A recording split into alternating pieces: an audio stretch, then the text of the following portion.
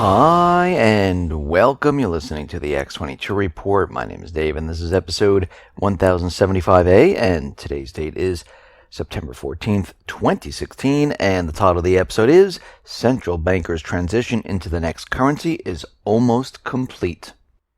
Let's get into the economic collapse financial news. Now, today we can see the market, well, it has closed down once again. Gold is up a little bit, and we can see right now that things are rapidly falling apart. And it's going to continue in a downward trajectory. Because when we look at all the economic indicators, the different sectors within the economy, we see that we're already in a recession, a deep recession. It's much worse than people even realize. I mean, if you've been following what we've been doing here, you understand how bad it is out there. You might not feel it right now, just like people really didn't feel it before the market crashed in 2008, but everything was falling apart. Corporations were laying off. Housing market was a complete disaster. But people walk around pretending that everything was fine. And that's what they're doing right now. And when that last signal crashes, people will all of a sudden feel it, because the illusion will become completely gone. And we can see that things are not as good as the government, the Fed, has been telling us they are. Things are rapidly falling apart. Corporate America, well, they're speaking up. They had a business roundtable. This is a lobbying group composed of CEOs of the largest members of the corporate America. And they released their third quarter 2016 CEO Economic Outlook Survey. And you have to remember, these corporations, they employ about 16 million people. And what they're saying is that the overall economy remains mired in the unfortunate new normal. What they're saying is that the economy is failing to live up to its potential. It is going nowhere. And what's even worse is that they're projecting what it's going to be like moving forward. And right now, they're seeing an employment decline of about 3.4 points. And in the future, they're saying it looks like we're going to be letting go people. Now, 37% say there's going to be no change. We're not going to let anyone go. 36% of them expect to cut their payrolls.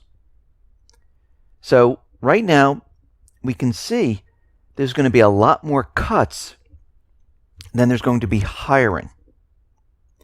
And what we know is that we're already in this deep recession. And every time corporations, central banks come out with their information, they try to make it seem like it's okay, but it's not as bad as it really is. Well, they did this right before Lehman crashed and went bankrupt. They did this before Bear Stearns, AIG, before 2008 crash. They try to pretend that everything was okay. Yeah, things might be getting a little bit worse, but everything is okay.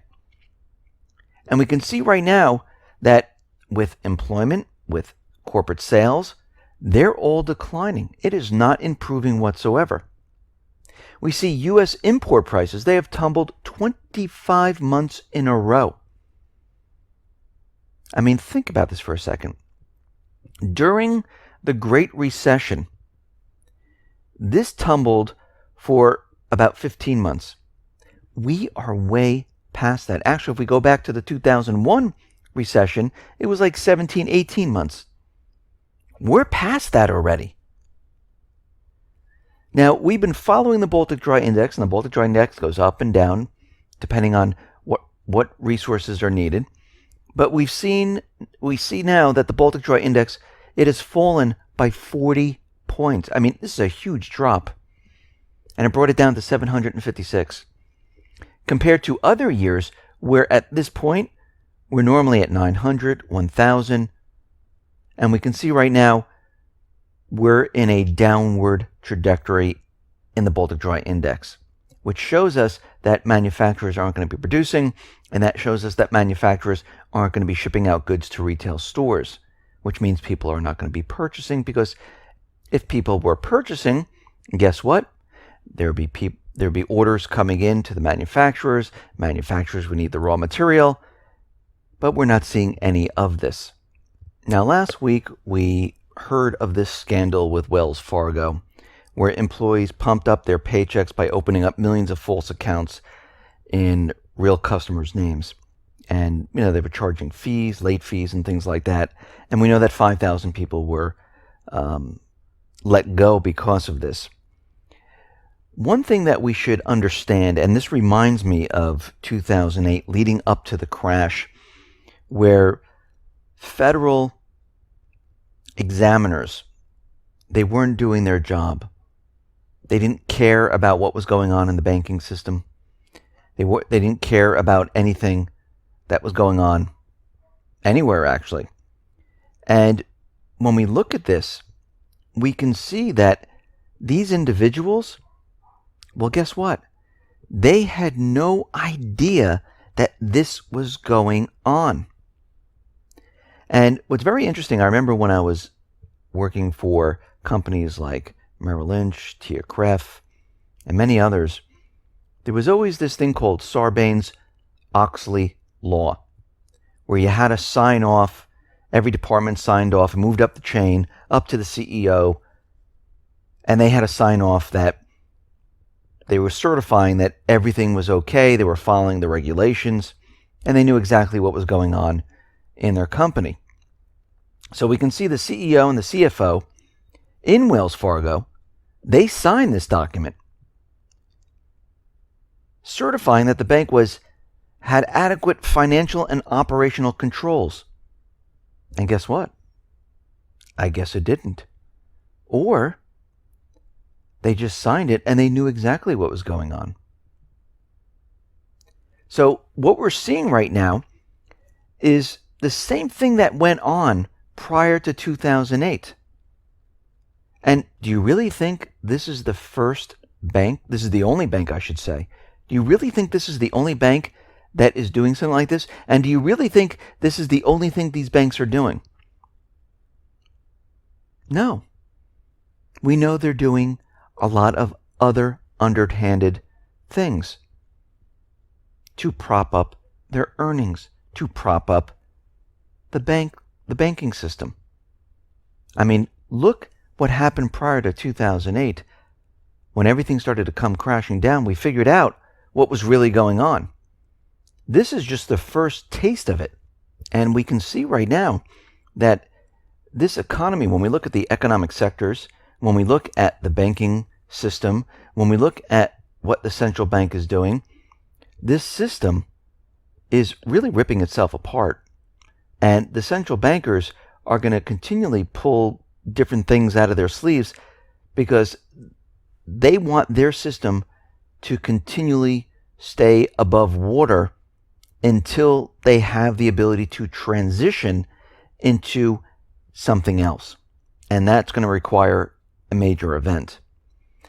But does that mean the collapse is not going to come? No, I believe the collapse is definitely going to come. Think about when we came off the gold standard in 1970, and this is the beginning of a new system. We were on a system that was pretty darn stable, and we're moving into a system that was unstable, which was the petrodollar system, where the central banks were able to print as much as they want. And that system was brand new, and there was gas shortages, there was very high unemployment. They had to raise the interest rates to soak up all the excess dollars, and we can see it took a little while for things to stabilize. And that is when we were transitioning into a new system from a stable system. We're transitioning into a new system from a system that is a complete disaster. Trillions and trillions worth of debt. Derivative bubble. Stock market bubble. Banks are insolvent. People don't have work right now. It's much, much worse right now. I mean, look at Venezuela. Their system is completely crashing. Now, we know the reason why a lot of this is happening in Venezuela because the United States is putting a lot of pressure on Venezuela, and they're actually crashing their economy. But last reported, a dozen eggs cost $150. And they're expecting their inflation to go to 720%. 75% of Venezuelans, they're suffering right now from extreme poverty. So just think about this, because most likely this type of scenario is coming to the U.S. Now, yesterday we reported on Obama, where he was going to the World Trade Organization, and he was filing a motion saying that China was upping their prices on crops and, fixing prices and things like that.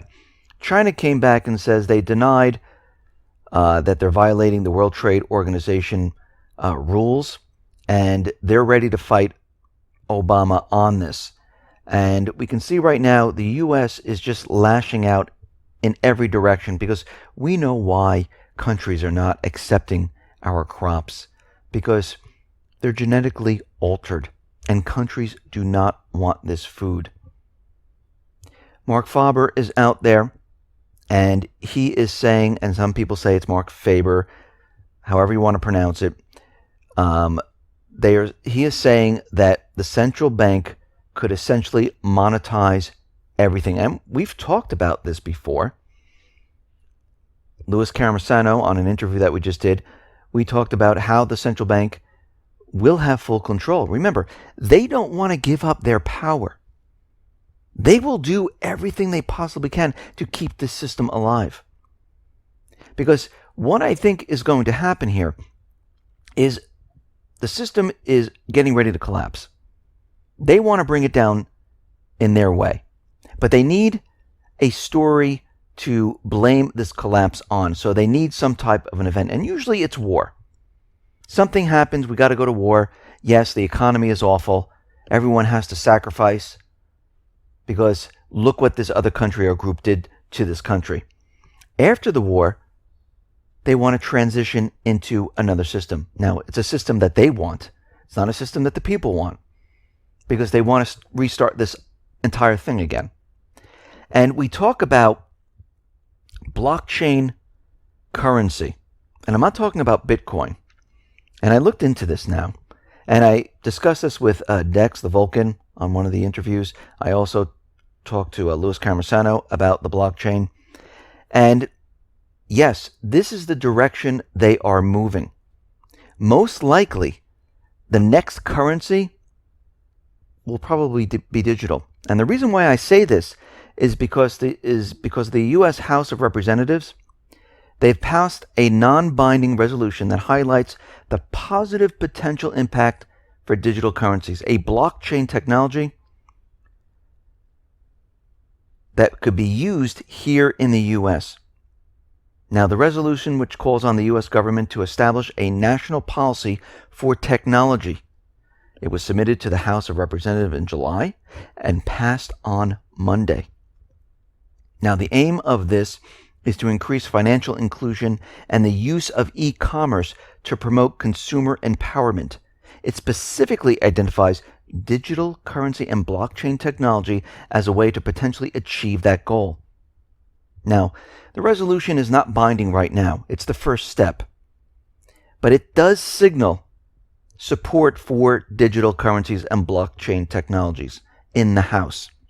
The next stage would be for a detailed bill which focuses completely on blockchain and digital currencies, and they need to put this to the House and to the Senate and vote on it. Now, if this is passed, it could spark governmental central banks to create a national regulatory environment for blockchain technology. So you can see where they're headed with this. Now, blockchain technology, it's going to be centralized. The central bank will control it. And we can see why they're talking about a cashless society, because this way they have full control of what you do. They don't want you to take out money. Boom, they throw a switch. They track your purchases. They know how much you spent, how much you've earned. It'd be very difficult to hide anything from them. Plus, they'll always know what you're doing. And we can see right now, this is where they want to go because they're nervous that if there is some type of financial problems, they understand that people will run to the banks and take their cash out. If they have this system in place, there's nothing to take out. They can do what they want with your money. They control everything. And this is the point. They want to control all of this. But I do believe that we're going to be going through this transition to get to it because they just can't pop it on the people and say, hey, tomorrow we're just going to stop. We're going to just start blockchain. We're going to get rid of the dollar. Because people are going to go, why do we have to do that? Why is the government telling us we need to do this? But after some type of war or an event or something like that, to say, oh, we went through this, the other economic system was completely destroyed, we need to restart it. I mean, we did this back in World War II. It was a whole brand new system. They made up an entire story to come off the gold standard in the 70s. But this time it's much, much worse. We have a huge amount of debt. We have a huge derivative problem. And the system is rapidly falling apart. And they're running out of time. And we can see this is the direction we are moving in. This is the transition they want. Now, the question is this what the people want? Do we want the central banks to dictate what our currency is going to be? I don't think we should give them that power. I think we should take that power back. Listen, everyone, thanks a lot for listening. Be well, be safe, and especially be prepared. Thanks a lot.